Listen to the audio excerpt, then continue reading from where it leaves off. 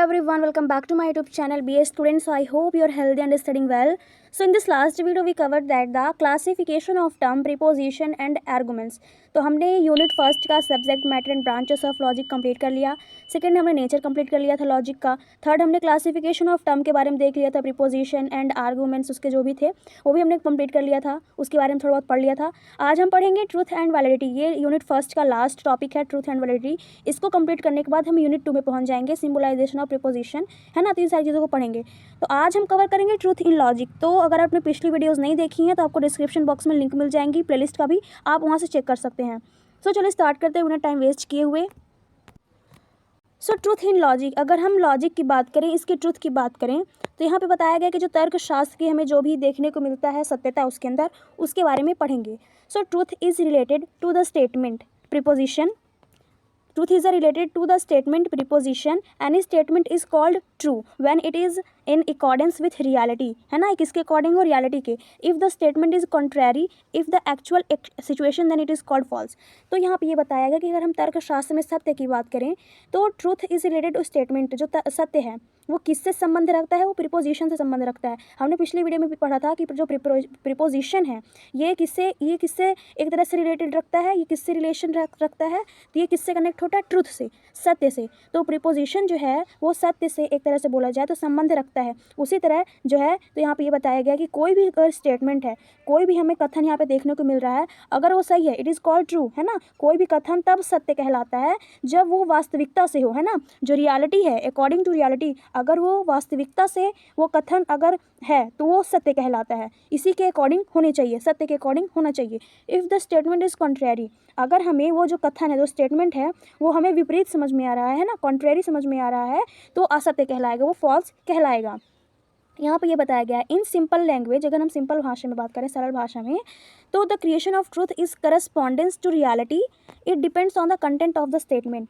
तो सत्यता जो सत्य है ना, जो सत्य है, ट्रूथ इज बोला जाए तो करस्पॉन्डेंस होता है ना, वास्तविकता में मेल खाना चाहिए ना। कोई भी अगर हम स्टेटमेंट दे रहे हैं तो वो जो है तो रियलिटी होना चाहिए, वो जो रियल होता है उसमें जो है तो उसका स्टेटमेंट जो है तो होना चाहिए। अगर वो रियलिटी में, रियलिटी के अकॉर्डिंग जो बता रहा है तो अगर ट्रू है, अगर वो रियलिटी के अकॉर्डिंग नहीं बता रहा है तो वो फॉल्स होता है। यहाँ पे ये बताया गया है ये किसके ऊपर डिपेंड होता है, तो स्टेटमेंट के ऊपर डिपेंड होता है ना, कि क्या सही है क्या गलत। एग्जाम्पल के तौर पर अगर हम देखें तो बताया गया कि the sun rises in the east, this statement is true because it is true.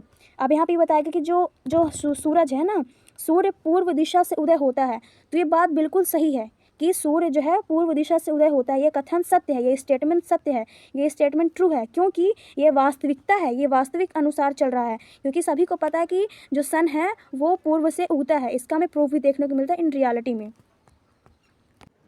यहीं पे फिर हमें सेकंड एग्जांपल देखने को मिलता है जहाँ पे कहा गया है water puts out fire, this statement is a false because it is contrary to fact. तो यहाँ पे ये बताया गया है कि पानी जो है, water puts on out fire, मतलब पानी जो है आग को जलाता है। तो ये जो स्टेटमेंट हमें दिया गया है बिल्कुल गलत है, क्योंकि ये फॉल्स है, because it is contrary to fact. मतलब कहने का कि ये कथन बिल्कुल असत्य है, क्योंकि ये तथ्य के विपरीत है। कहने का मतलब ये स्टेटमेंट गलत है, ये स्टेटमेंट सही है और ये स्टेटमेंट गलत है। तो जो सही होगा वहाँ पर बताया गया ट्रूथ इन लॉजिक, है ना। तो ये स्टेटमेंट सही होना चाहिए, जबकि पानी जो है वो आग को बुझाता है ना कि जलाता है, तो ये गलत है, ये स्टेटमेंट हमें गलत देखने को मिलता है। फिर अगर हम यहाँ पर वैलिडिटी की बात करें तो वैलिडिटी इन लॉजिक, है ना, वैलिडिटी इन लॉजिक की अगर हम बात करें तो यहाँ पे लिखा है कि validity is related to the form of arguments not to the truth of the statement. तो तर्कशास्त्र में जो वैधता बताई गई है, वैलिडिटी को वैधता बोलते हैं। इसमें जो वैलिडिटी है ये वाला वैलिडिटी नहीं है जैसे कि रिचार्ज का वैलिडिटी होता है, बिल्स का वैलिडिटी होता है ना। तो इस चीज़ का नहीं है, ये अलग है। ये फिलॉसफी में इसे बताया गया है कि validity is related to the form of argument, मतलब जो ये वैलिडिटी है ये किसका फॉर्म है, ये आर्गूमेंट्स का फॉर्म है, इसकी संरचना है ना, to the truth of the statement, ना कि इसमें ये कथन जो है, ये जो स्टेटमेंट यहाँ पे दिया जाता है ये आर्गूमेंट से रिलेटेड रखता है। वो ट्रूथ जो था वो प्रीपोजिशन से कनेक्ट था, और ये वाला जो बताया गया है, बोला गया है वैलिडिटी, ये किससे कनेक्ट रहता है, तो ये आर्गूमेंट से कनेक्ट है। तो इसमें ज़रूरी नहीं है कि जो चीज़ बताई जाए वो सत्य ही हो, ये असत्य भी हो सकता है। ये कथन की वास्तविकता से, है ना, ये यहाँ पे बताया गया है, ये इसी का रूप है आर्गूमेंट्स का। ये कथन से वास्तविकता रखिए नहीं, इससे फर्क नहीं पड़ता है। So if the conclusion is an argument properly follow form the premises then argument is called valid. तो ये बताया गया है कि if the conclusion in an argument properly, जो तर्क दिया गया है ना, जो तर्क दिया जाए तो उसमें अगर कंक्लूज़न अच्छे से समझ में आ रहा है, उचित रूप से उसमें बताया गया है, जो भी हमें परमिशंस दी जाएंगी, जो भी मान लीजिए स्टेटमेंट दिया जाएगा, अगर वो पहला मतलब बोला जाए तो पहला और दूसरा और तीसरा यहाँ पे दिया जाता है परमिसेस, उसमें से अगर पहला परमिसेस सही है तो अगर दूसरा उसी के अकॉर्डिंग आएगा तो तीसरा और पहला सेम हो जाता है। तो यहाँ पे यही बताया गया है कि जो स्टेटमेंट है अगर वो पहले जो बताया गया है, जो पहला स्टेटमेंट दिया गया उसके अनुरूप आएगा तो वो वैलिड कहलाएगा। हम एग्जाम्पल के तौर पर इसको समझेंगे अच्छे से। If the conclusion does not logically follow from the premises the argument is valid. अगर वहीं पे जो निष्कर्ष हमें दिया गया है वो लॉजिकली नहीं फॉलो हुआ, जैसे पहले जो परमिसेस है उसके अकॉर्डिंग अगर नहीं हुआ तो वो आर्गूमेंट हमें इनवैलिड कहलाएगा। इन सिंपल लैंग्वेज में बात करें, अगर हम सरल भाषा में बात करें तो the creator of validity is a logical form. मतलब जो वैलिडिटी है वो क्या होती है, वो लॉजिकल फॉर्म में होती है। मतलब कहने का कि ये जो है तो किस पर डिपेंड नहीं होती है, ट्रुथ पर डिपेंड नहीं होती है, बल्कि अगर बात करें तो इसका जो स्टेटमेंट है, जो कंक्लूजन इसका निकल के आ रहा है वो करेक्ट होना चाहिए। जो भी परमिसेस दी जाएंगी, जो भी एग्जाम्पल हमें यहाँ पे दिए जाएंगे तो उसके जो वाक्य दिए जाएंगे उसके अकॉर्डिंग पे जो कंक्लूजन है वो करेक्ट होना चाहिए। ये इस पर डिपेंड नहीं करता कि उसका जो फैक्ट है वो ट्रू ही हो, है ना, सही ही हो। तो जैसे एग्जाम्पल अगर हम देखें तो एग्जाम्पल के तौर पर अगर हम बात करें, यहाँ पे पहला जो स्टेटमेंट दिया गया है ऑल मैन आर मॉर्टल, मतलब कहने का कि जो सभी मनुष्य नश्वर है ना। और यहीं पे सेकंड हमें देखने को मिलता है Mohan is a human being, मतलब मोहन एक मनुष्य है, इसलिए कंक्लूजन हमारे निकल के आता है कि इसीलिए मोहन इज़ अ मॉर्टल, मतलब मोहन नश्वर है। ये यहाँ पे ये ट्रुथ भी है, बात सही है। यहाँ पे ये अगर हम ट्रुथ की बात करें तो ट्रुथ ये बिल्कुल है। इसी के साथ साथ यहाँ पे बताया गया है कि जैसे पहला परमिसेस था, दूसरा परमिसेस था, उसी तरह कंक्लूजन भी निकल के आया है। इसलिए in this argument if we assume that both premises first and second are true, अगर हम पहला और दूसरा जो यहाँ पे दिया गया है वो वाक्य सही है तो it is impossible for conclusion to be false, इसलिए दूसरा गलत नहीं होना चाहिए, क्योंकि पहले और दूसरे के हिसाब से ही कंक्लूजन आना चाहिए। Therefore this argument is valid, it is not important who Mohan, मतलब ये कहने का कि इससे हमें बिल्कुल फ़र्क नहीं पड़ता कि मोहन कौन है ना, मोहन कौन है, क्या करता है, इससे हमें कोई मतलब नहीं है, बल्कि हमसे इससे मतलब है कि हमारा जो एग्जाम्पल दिया गया है, जो भी परमिसेस दी गई हैं पहला और दूसरा, उसके अकॉर्डिंग हमारा कंक्लूजन भी आना चाहिए। ये वैलिडिटी का काम है ना, ये वैलिडिटी इसमें इसका स्टेटमेंट यही रहता है कि पहला दूसरा जो स्टेटमेंट है वो सही हो तो ताकि तीसरा भी सही आ जाए, उससे फ़र्क पड़ता है। फिर यहाँ पे इन शॉर्ट अगर हम इन शॉर्ट की बात करें, संक्षेप में अगर हम बोले तो validity is assessed only the basis of internal structure of the argument. तो जो हमें दिया गया है आर्गूमेंट्स, मतलब जो हमें ये दी जाती है ना, इसका क्या काम है कि किस पर बेसिस होती है, इंटरनल स्ट्रक्चर पर बेस होती है ना।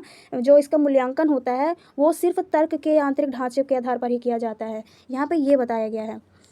फिर relationship between truth and validity की बात करें, जो भी ट्रूथ एंड वैलिडिटी है उसके अकॉर्डिंग अगर हम बात करें तो जो सत्य और जो भी वैधता के बीच संबंध है, तो it is important to understand that truth and validity can exist independently of each other, there are 4 main combination.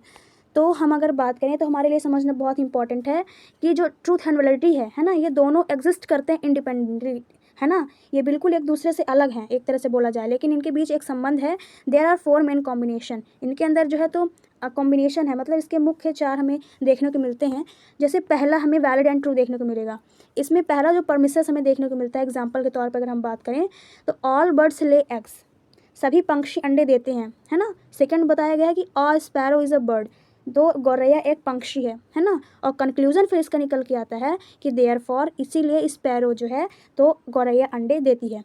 अगर हम इसकी फैक्ट की बात करें तो बिल्कुल सही है ना। फैक्ट की बात करें तो ये सही है, क्योंकि सभी पंक्षी अंडे देते हैं और स्पैरो भी एक गौरैया है, इसीलिए ये भी जो है तो अंडे देती है, इसीलिए हमें स्पैरो ले एग्स, इसीलिए गौरैया अंडे देती हैं। तो यहाँ पे ये रिलेशन बताया गया कि ये ट्रुथ भी है, फैक्ट की बात करें तो ये सही भी है, और वैलिडिटी की बात करें तो ये जो डाटा दिया गया था एक है ना पहला दूसरा, उसी के अकॉर्डिंग कंक्लूजन हमारा आया है। So this argument is a valid because the conclusion follow from the premises, क्योंकि ये वैलिड है, ये जो हमें दिया गया था एग्जाम्पल ये वैलिड है, क्योंकि जो पहला और दूसरा हमें परमिसेस देखने को मिला है उसी अकॉर्डिंग कंक्लूजन आया है। अगर ट्रूथ की बात करें तो और ये सही भी है फैक्ट में, है ना, ये हमारा रिलेशन है। अब सेकंड अगर हम बात करें तो हमें ये अच्छे से क्लियर हो जाएगा जब इसको पढ़ लेंगे। Valid and false unsound but valid structure, तो इसकी अगर हम बात करें तो वैलिड है बट वो फॉल्स है ना। जैसे कि एग्जांपल के तौर पे बात करें तो पहला डाटा हमें स्टेटमेंट दिया गया है कि ऑल कैट्स कैन फ्लाई, अब यहाँ पे बताया गया कि सभी बिल्लियाँ उड़ सकती हैं, ठीक है। दूसरा बताया गया कि माई पेट इज़ अ कैट, मेरा पालतू जानवर एक बिल्ली है। अब कंक्लूजन आया है कि देयरफॉर इसीलिए माई पेट कैन फ्लाई, तो मतलब मेरा जो पालतू जानवर है उड़ सकता है। ये वैलिड है, ये जो बताया गया है, जो आर्गूमेंट्स दिया गया है, ये वैलिड है, क्योंकि जो स्ट्रक्चर दिया गया है बिल्कुल सही है ना। इसलिए सही है क्योंकि ये पहले और दूसरे के अकॉर्डिंग कंक्लूजन आया है, तो इसका जो प्रोसेस है वो बिल्कुल सही है। लेकिन अगर हम ट्रूथ की बात करें तो ये फॉल्स है, ये ऑल कैट्स कैन फ्लाई, तो हाँ ये बिल्कुल गलत है, क्योंकि बिल्लियाँ उड़ तो सकती नहीं है ना। और माई पैट इज़ अ कैट, तो बात सही है, इंसानों को पैट हो सकता है मतलब कैट, और इसीलिए कंक्लूजन बताया गया है कि माई पैट कैन फ्लाई, मेरी पालतू जानवर उड़ सकती है, लेकिन ये बिल्कुल गलत है ना। लेकिन हमें इससे बिल्कुल फ़र्क नहीं पड़ता, क्योंकि हमें मेन जो पहला और दूसरा डाटा दिया गया है उसके अकॉर्डिंग हमारा कंक्लूजन आना चाहिए, इसलिए ये वैलिड है बट फॉल्स है, अनसाउंड है ना। और थर्ड हमें देखने को मिलता है invalid and true. Invalid and true, इसके अकॉर्डिंग बात करें हम तो ये इनवैलिड है बट ट्रू है। तो पहला जो हमें स्ट्रक्चर देखने को मिलता है यहाँ पे, ऑल डॉग्स हैव 4 लेग्स, सभी कुत्ते 4 पैरों वाले होते हैं, ये बात सही है। प्रेमिसेस 2 दिया गया कि my cat also has 4 leg, ये भी सही है। कंक्लूजन इसलिए हमारा आता है कि मेरी जो बिल्ली है वो डॉग है, ये बिल्कुल गलत है। क्यों गलत है?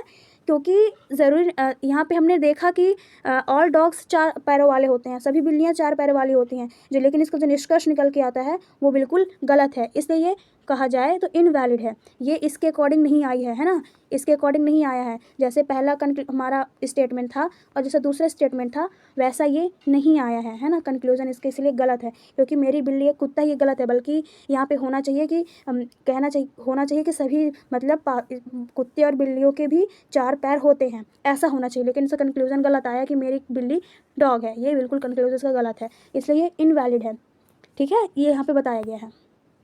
चौथा, इनवैलिड एंड फॉल्स, मतलब परमिसेस 1 में दिया गया है, अगर स्टेटमेंट की बात करें तो अ फिश कैन फ्लाई, वैसे तो ये बिल्कुल गलत है। परमिसेस 2 में गया है गंगा इज़ अ फिश, ये भी फॉल्स है। कंक्लूजन बताया गया कि therefore Ganga can fly, Ganga उड़ सकती है, तो ये भी गलत है। तो ये स्टेटमेंट भी इनवैलिड है और ये इसका जो फैक्ट निकल के आता है वो भी गलत है। इसलिए जो आर्गूमेंट दिया गया है ये इनवैलिड है, क्योंकि इसका जो स्ट्रक्चर है वो भी गलत है और इसका जो मतलब निकल रहा है वो भी गलत है। सो आज के वीडियो में बस इतना ही। अब हम नेक्स्ट जो है तो स्टार्ट करेंगे यूनिट 2, तो आज इतना ही पढ़ेंगे। सो पढ़ते रहिए, आगे बढ़ते रहिए, खुश रहिए, आबाद रहिए। सब मिलते हैं फिर नेक्स्ट वीडियो के साथ, तब तक के लिए थैंक्स फॉर वॉचिंग।